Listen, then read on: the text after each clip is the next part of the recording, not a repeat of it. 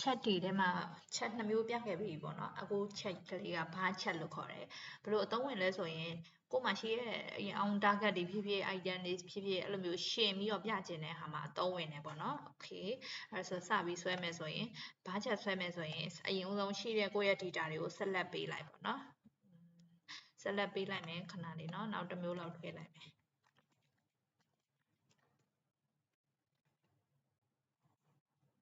โอเคအဲ့ဆိုရင်ဒီဥစ္စာတွေကို select ပေးပြီးရဲ့အခါကျရင်ကိုယ့်ရဲ့insert tag ကနေပြီးတော့ chat เนาะ chat ထဲမှာ bar chat ဆိုတာရှိတယ်ဒီမှာဒါ static chat ဒါဒီမှာ bar chat okay အဲ့ဒါလေးကိုနှိပ်လိုက်မယ်ကိုဘယ်လို style နဲ့ပြကျင်လဲဆိုတော့ဒီလိုအလျားလိုက်လေးပြတာပို့ပြီးတော့ကောင်းတယ်ပေါ့နော်ဒီလိုအထောင်လိုက်ဆိုရင်လည်းရတယ်ဒါပေမဲ့အခုလောလောဆယ်တော့ဒီလိုမျိုးအလျားလိုက်လေးပြလိုက်မယ်ပေါ့နော်โอเคအဲ့ဆိုရင်ကိုယ့်ရဲ့ bar chat လေးရပြီအဲ့တော့မှကိုယ့်ရဲ့ဒီမှာဒီဥစ္စာရေနေရာရွှေ့လို့ရတယ်ပေါ့နော်ဟိုရွှေ့ဒီရွှေ့လုပ်လို့ရတယ်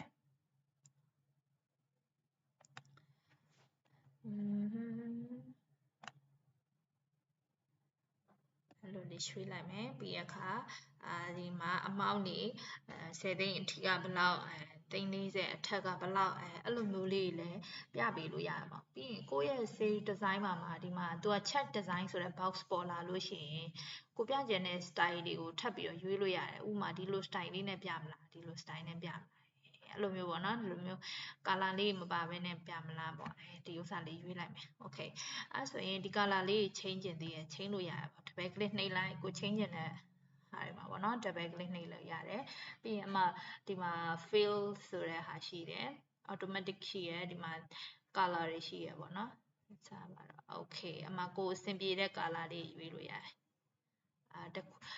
တပားချင်းစီကို color နောက်တစ်မျိုးစီပြမယ်ဆိုလဲရတယ်ပေါ့နော် okay အဲ့ဆိုရင်ကိုက exam နဲ့ presentation လုပ်ရင်ဒီလိုမျိုး color စုံစုံလေးနဲ့ပြရင်သူများစိတ်ဝင်စားတာပေါ့နော် okay ဒီစာသားလေးတွေကိုလည်း size တွေပါတယ်ကြီးလို့ရတယ်စာသားတွေ size ကြီးလို့ရတယ်မှာ check မှာလည်း auto ပါထားတဲ့ color ရှိရဲအဲ့ဒီပြင်မှာကိုကနဲ့ကိုပြခြင်းခုနလိုမျိုးလေးလုပ်လို့ရတယ်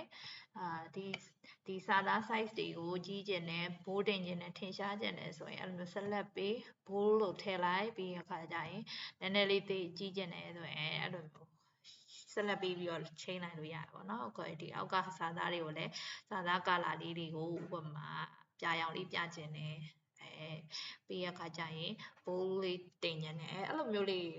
ကိုယ့်ရဲ့ style လေး check style လေးတွေကိုလှအောင်လုပ်လို့ရတယ်ပေါ့နော်။ Okay အသုံးဝင်မယ်လို့မျှော်လင့်ပါတယ် Thank you ပါ